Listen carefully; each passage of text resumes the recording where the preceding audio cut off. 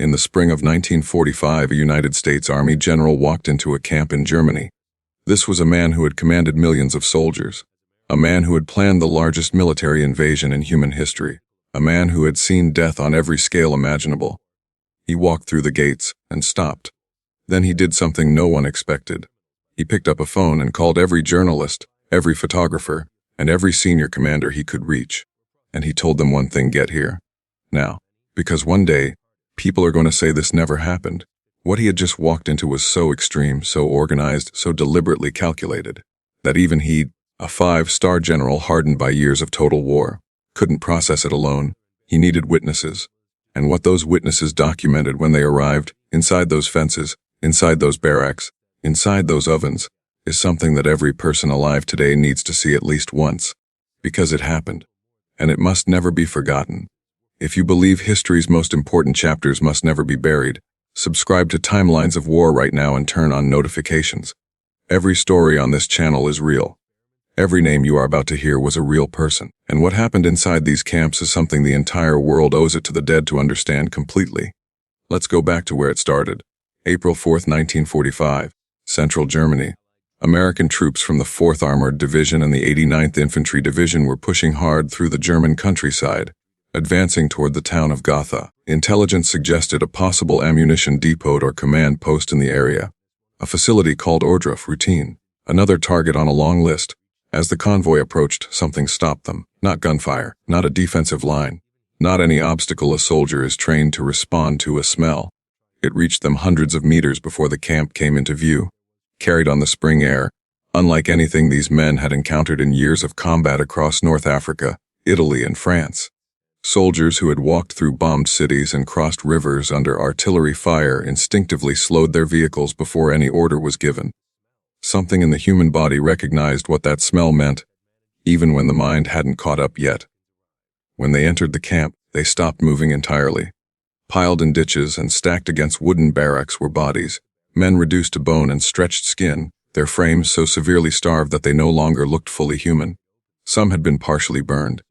The SS guards, sensing the Allied advance, had fled the previous day and attempted to destroy evidence before leaving. But you cannot burn everything. Not when there is this much of it. The few prisoners still alive inside the barracks could barely lift their heads. Their voices came out as whispers. Their eyes held something that soldiers standing over them could not name, something that existed beyond exhaustion, beyond fear, beyond any emotional state these men had words for. The prisoners of Ohrdruf had been forced to construct underground tunnels and railway systems for German weapons production. The work had been designed to consume them. Most died from deliberate starvation, from exhaustion, or from direct execution when they could no longer produce. The SS had kept detailed records of every death, filed with the same bureaucratic precision used to track military equipment. News of Ohrdruf traveled through Allied command within hours. Within days, 3 of the most senior American commanders in Europe made the journey personally: Generals Dwight Eisenhower, George Patton, and Omar Bradley. Patton, a man legendary for his absolute composure under pressure, walked behind a barracks building and vomited. Eisenhower walked through in near total silence. When he emerged, he issued a series of immediate orders: document everything, film every structure, photograph every body, record every detail regardless of how extreme. His reasoning was explicit and chilling. He was already thinking about the future.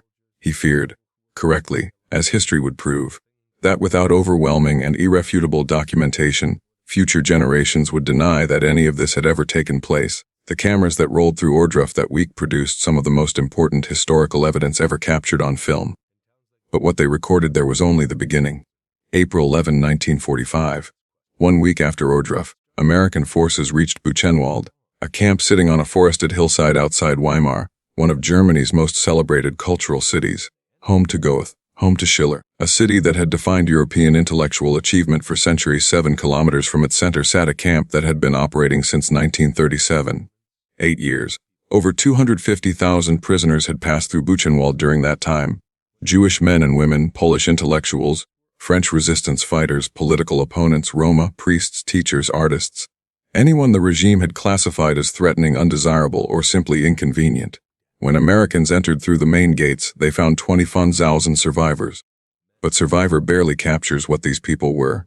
Most could not walk. Many could not sit upright without support. They lay on wooden bunks stacked 3 and 4 levels high inside barracks designed for a fraction of that number, their bodies covered in sores, their skin stretched over visible bone, their eyes blinking in the April light as if they had forgotten what daylight looked like. The camp told its own story without words. Rooms filled entirely with human ash, storage areas packed with thousands of personal belongings. Shoes in one room, eyeglasses in another, wedding rings in a third.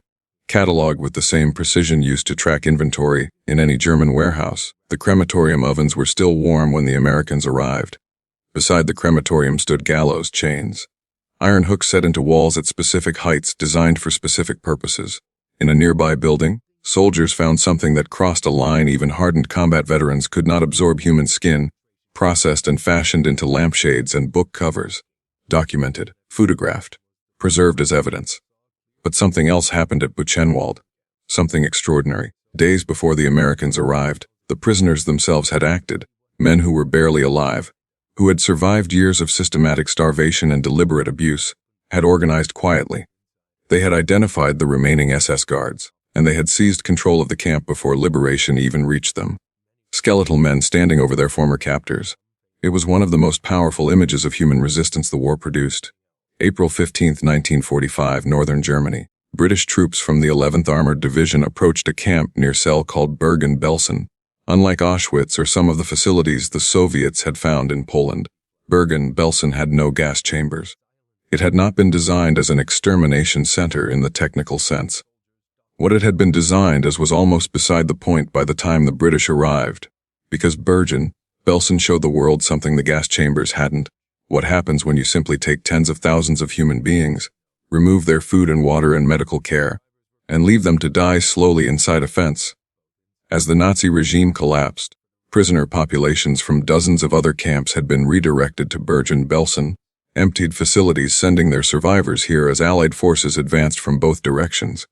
The camp's infrastructure, already inadequate for its original population, simply ceased to function under the numbers it was receiving. Food deliveries stopped. Clean water disappeared. Any form of medical response became impossible. Disease filled every space that deliberate neglect had created. Typhus, dysentery, tuberculosis, moving freely through barracks so overcrowded that prisoners could not lie down fully, could not access basic sanitation, could not separate the living from the dead. When British soldiers entered, they found over 60,000 prisoners still technically alive, the majority lying on the ground or on bare wooden surfaces, unable to stand. Around them, between the barracks, along the pathways, lay 13,000 unburied bodies in various stages of decomposition. 13,000, in the open, visible from every corner of the camp. Richard Dimbleby, a BBC war correspondent who entered alongside the liberating forces, recorded a radio report describing precisely what he saw. When his transmission reached London, the BBC's editorial team hesitated. The content seemed too extreme to broadcast without verification. They contacted Dimbleby directly and asked him to confirm every detail. He confirmed it, every word. When the broadcast aired across Britain, it landed differently than anything else the war had produced. Not statistics, not strategic updates. One man's voice, describing one afternoon, in one camp. It was enough to change how an entire nation understood what the war had actually been about. British medical units established emergency field hospitals near the camp immediately. The Royal Army Medical Corps worked around the clock. And then came the discovery that broke something in the soldiers trying to help. Many prisoners who had survived years of starvation died within days of liberation. Not from neglect, but from food. Their digestive systems had been so completely destroyed that nutrition itself became lethal. Soldiers who had raced to feed these survivors watched them die from eating. To stop typhus from spreading beyond the camp's perimeter, British forces made terrible decisions. Entire barracks, some still containing remains, were burned. Bulldozers moved mass graves, because the numbers exceeded what human hands could manage individually. Bergen-Belsen became a symbol not of industrial killing, but of what deliberate abandonment looks like when applied to 60,000 people at once. April 29, 1945. Outside Munich, the U.S. 42nd and 45th Infantry Divisions arrived at Dachau, not just another camp, but the first concentration camp the Nazi regime ever built, opened in March 1933, just weeks after Hitler came to power. The prototype from which every other facility in the system had been modeled and administered. More than 200,000 prisoners had passed through its gates over 12 years. More than 30,000 had died there. The first thing American soldiers encountered was a train. 30-plus boxcars sitting on the tracks outside the camp's perimeter. They had been brought from other camps as Allied forces advanced. Prisoners loaded aboard with no food, no water, no destination. The journey itself had been the end point. When soldiers opened those boxcar doors, the dead were stacked inside. Inside the camp, the barracks designed for 200 held over 1,000. Prisoners lay on bunks stacked 4 levels high, unable to move, their bodies covered in sores and parasites. The smell inside the structures was so extreme that soldiers had to force themselves through the doors. Dachau had a gas chamber, torture chambers, execution walls, a crematorium that had operated continuously for years. Piles of human ash mixed with bone fragments, heaped in areas near the furnaces. The American soldiers' response went beyond shock. Several SS guards captured at Dachau that day were shot on the spot, not in combat, not in self-defense, but in direct reaction to what soldiers were seeing as they walked through the camp. Military investigations followed. Officers faced inquiries. No one who reviewed those inquiries, having also reviewed what those soldiers had witnessed, found it difficult to understand what had happened. 9 months before Ohrdruf, July 1944, Soviet troops advancing through eastern Poland came across a facility outside Lublin. They approached carefully. Perimeter fencing, guard towers, organized layout, some kind of military installation. Inside Majdanek, built in 1941, one of the first camps to combine forced labor with systematic mass murder under a single administration. Soviet soldiers moved through its structures and found crematorium ovens, gas chambers, and storage rooms containing thousands of pairs of shoes, mountains of clothing, containers of human ash, sealed canisters of Zyklon B, the poison gas used in the killing chambers, still sitting in storage. Majdanek was the first time the world received physical, documented, undeniable proof that industrial extermination had been occurring. The Soviets brought journalists through immediately. Images circulated internationally. Much of the Western world didn't fully believe what it was seeing.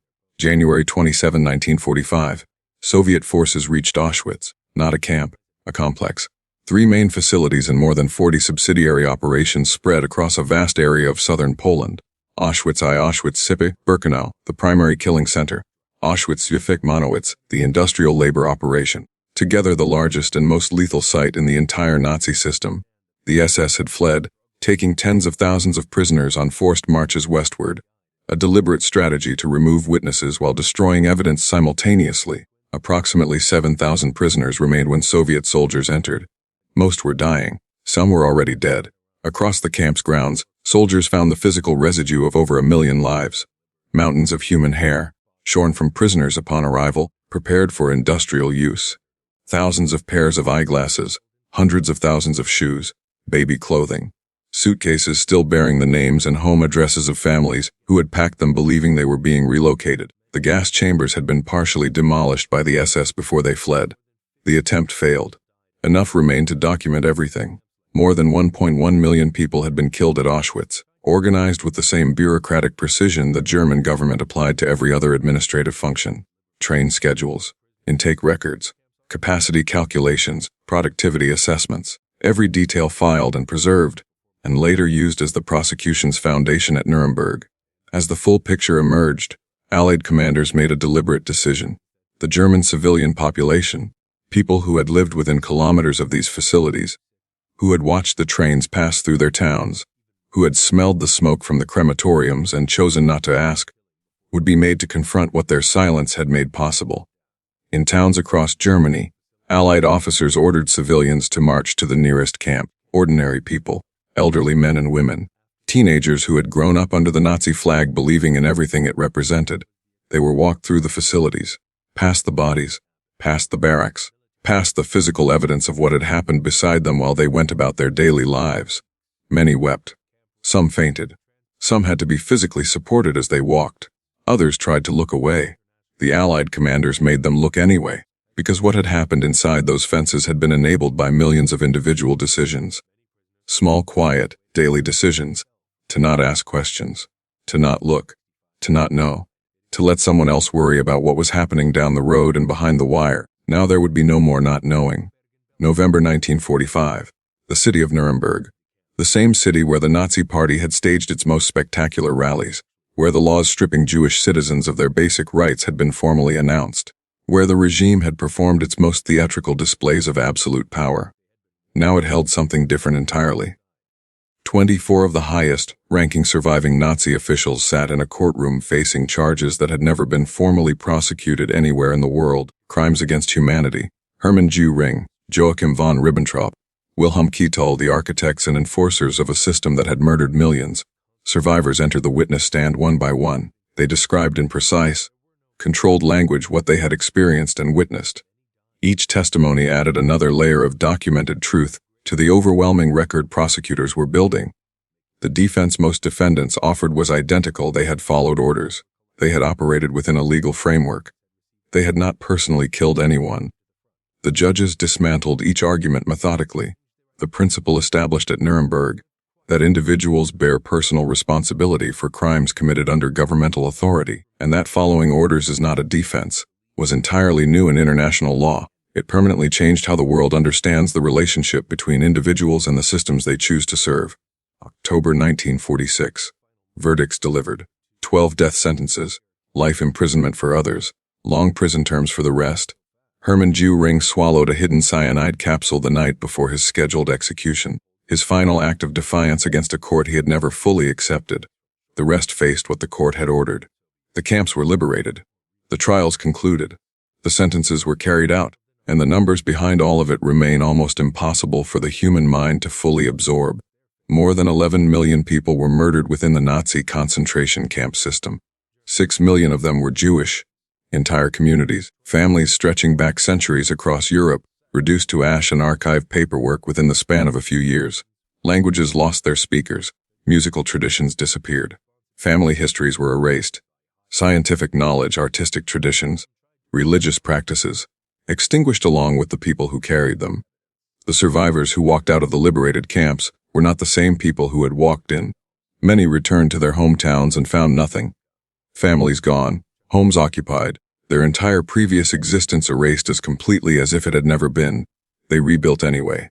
They married. They had children. They chose to remain fully alive in direct defiance of everything that had been done to them, and many chose to speak, to testify, to write, to stand in front of cameras and say plainly, this happened. I was there. You will not forget this. Eisenhower was right to be afraid of forgetting. History has proven him correct repeatedly. These stories must be told. These names must be spoken. These places must be visited and understood. Subscribe to Timelines of War. Share this video, because the greatest danger, the one Eisenhower saw clearly on that April morning in 1945, is silence. And we refuse to be silent. Timelines of War. Subscribe, notifications on, share this video.